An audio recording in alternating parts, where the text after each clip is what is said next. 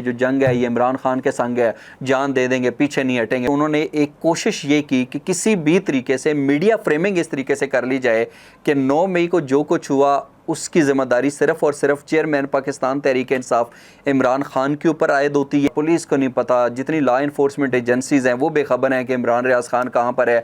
अस्सलाम वालेकुम, मैं हूँ इश्तियाक गुंदल। आप मेरा यूट्यूब और फेसबुक चैनल देख रहे हैं, देखने का बहुत शुक्रिया। पाकिस्तान की जो मौजूदा सूरत हाल है उसके ऊपर तो सारे ही बात कर रहे हैं, आपने मुख्तलिफ तज्ज़िये भी सुने, लेकिन इस सूरत हाल के पेश नज़र मुमकिन तौर के ऊपर इन चीज़ों का मुस्तकबिल क्या होगा, ज़रा उस हवाले से बात करते हैं। बज़ाहिर ऐसा नज़र आ रहा है कि जिस तरीके से PDM की हुकूमत थी उसके अंदर उन्होंने एक कोशिश ये की कि किसी भी तरीके से मीडिया फ्रेमिंग इस तरीके से कर ली जाए कि 9 मई को जो कुछ हुआ उसकी ज़िम्मेदारी सिर्फ़ और सिर्फ चेयरमैन पाकिस्तान तहरीक इंसाफ इमरान खान के ऊपर आयद होती है। और उनकी पूरी कोशिश ये है कि इमरान खान के ऊपर जिस तरीके से भी मिलिट्री कोर्ट्स के अंदर कोई मुकदमा चलाया जाए या जो कुछ भी हो, लेकिन इमरान खान की सियासत से बिल्कुल तौबा करवा के रख दी जाए, इमरान खान को सख्त से सख्त सज़ाएँ दी जाएँ ताकि आज के बाद पाकिस्तान पीपल्स पार्टी और नून लीग के अलावा कोई भी सियासी जमात इस हद तक आगे ना जाए कि वो इन दोनों जमातों के लिए ख़तरा बन जाए। अब बज़ाहिर ये नज़र आ रहा है फिर एक डर और एक खौफ का जो है वो माहौल बना हुआ है। जिस तरीके से साफ़ी इमरान रियाज खान को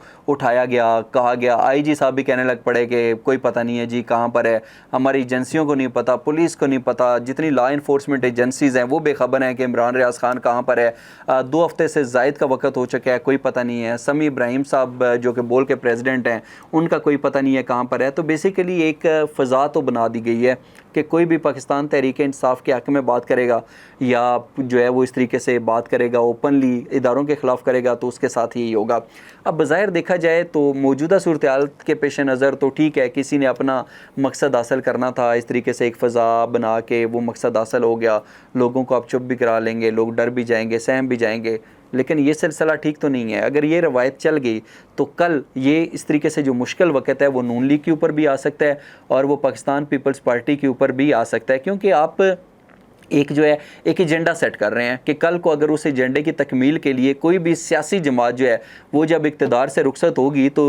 उसके ख़िलाफ़ इसी तरीके से चीज़ें की जाएंगी। तो आप सोचिए कि अगर हर 2, 4, 5 साल के बाद पाकिस्तान के अंदर यही माहौल बनता रहा और यही चीज़ें होती रहीं तो फिर मुमकिन तौर पर पाकिस्तान के अंदर जो है वो एक आम लोगों को इंसाफ कैसे मिलेगा, एक आम पाकिस्तानी की जो ज़िंदगी है उसके अंदर बेहतरी कैसे आएगी, यकीनी तौर के ऊपर नहीं आ सकती, हो ही नहीं सकता कि आ जाए। एक गलत किस्म की रवायत डल रही है, इसको रोकना होगा। और जहाँ तक 9 मई के हादसे की बात है तो बिलाशुबा इसके अंदर कोई दूसरी राय नहीं है कि जो इस हादसे के अंदर मुलव्वस थे उनको सख्त से सख्त पाकिस्तानी कवानीन के मुताबिक सज़ाएँ देनी चाहिए। किसी भी पाकिस्तानी के लिए जो 9 मई वाले हादसा थे, जिस तरीके से मुल्की और फ़ौजी तनसीबात को निशाना बनाया गया, यकीनी तौर के ऊपर वो नाकाबिले बर्दाश्त भी थी और नाकाबिले कबूल भी हैं। और इमरान खान साहब जो पहले कहते थे कि पाकिस्तान तहरीक इंसाफ के ऊपर जैसे जैसे क्रैकडाउन बढ़ेंगे हमारी जमात जो है वो मकबूल होती जाएगी, हमें इलेक्शन कैंपेन की ज़रूरत नहीं पड़ेगी, हमारा वोट बैंक बढ़ता जाएगा, हमें इंतखाबात की तैयारियाँ नहीं करनी पड़ेंगी, ये चीज़ें बिल्कुल ठीक थी। लेकिन 9 मई के बाद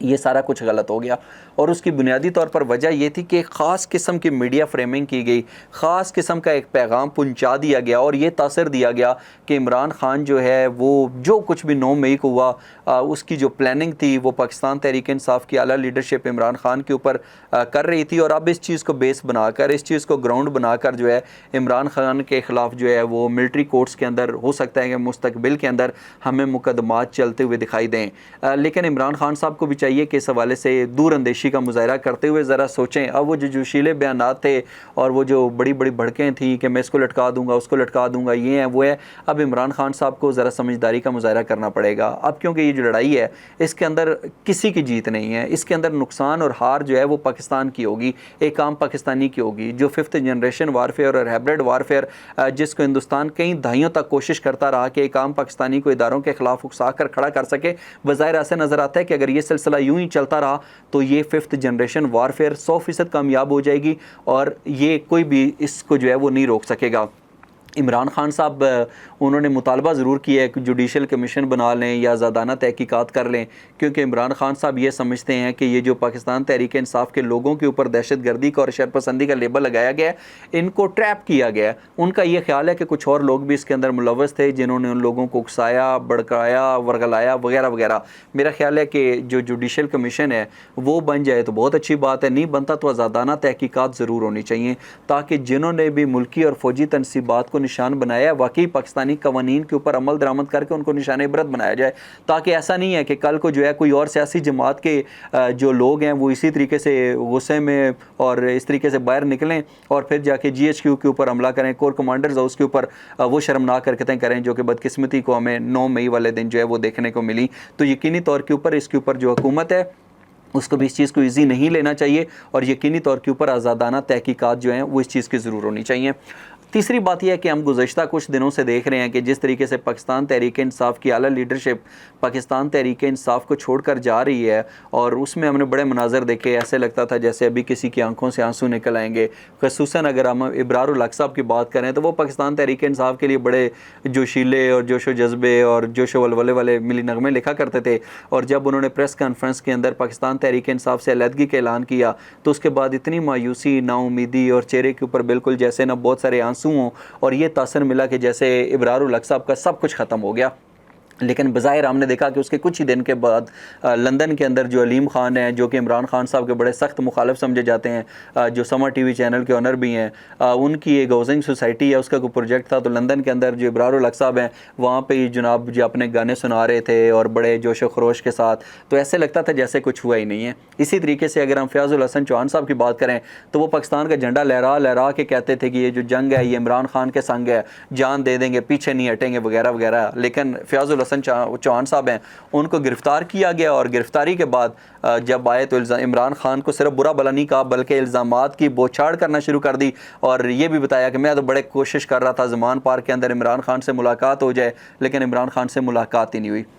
सवाल ये है कि 9 मई से पहले जो फ़याज़ुल हसन चौहान साहब इमरान खान को जो अपना हीरो समझ रहे थे, अचानक से गिरफ्तारी के बाद वो ज़ीरो कैसे बन गए? जो इमरान खान के लिए अपनी जान बिल्कुल देने के दर पे थे और कहते थे कि जान भी देने से दरेख नहीं करेंगे, उन्होंने इमरान खान के ऊपर इल्ज़ामात की बौछार कैसे कर दी? एक मुश्किल वक़्त का फ़ायदा ये होता है कि आपको पता चल जाता है कि मुश्किल वक़्त में कौन आपका साथ देता है और कौन आपका साथ छोड़ता है, कौन आपका साथ है, कौन आपका अपना है और कौन आपका मुखालिफ है, कौन सच्चे दिल से आपके साथ कौन कर रहा था और किसने मुनाफ़िकत का लबादा उड़ा हुआ था। और मेरा ख्याल है कि इमरान खान साहब के सामने बहुत सारे चेहरे जो हैं वो बेनकाब हो गए हैं। अलबत्ता अगर हम इमरान इस्माइल साहब की बात करें या शीरीन मज़ाहिरी साहबा की बात करें तो इमरान खान ने ख़ुद भी कहा है कि उनकी हेल्थ, उनकी सेहत इजाज़त नहीं देते थे, हालात ऐसे थे वगैरह वगैरह। लेकिन बहरहाल अब जो इमरान खान के ऊपर हमेशा से एक ये लेबल लगाया जाता था ना कि इमरान खान ने तब्दीली की बात की थी,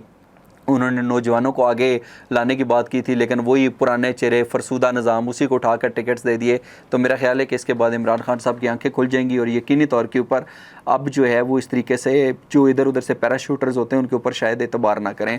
अब जो मौजूदा सूरत हाल है यकीनी तौर के ऊपर ये पाकिस्तान के लिए अच्छी नहीं है। डॉलर देखें कहाँ पे 300 से ऊपर डॉलर चला गया, बाकी खाने पीने की चीज़ें देखें, एक आम पाकिस्तानी जो है वो बुरे तरीके से मुतासर हो गया। हम कहते हैं कि सेहत और तालीम किसी भी पाकिस्तानी का बुनियादी हक है और ये रियासत की ज़िम्मेदारी है कि उसको मिलनी चाहिए। हम आर्टिकल 25A की बात करते थे जिसके तहत 5 साल से 16 साल तक के बच्चों को फ्री एजुकेशन देना स्टेट की रिस्पॉन्सिबिलिटी है,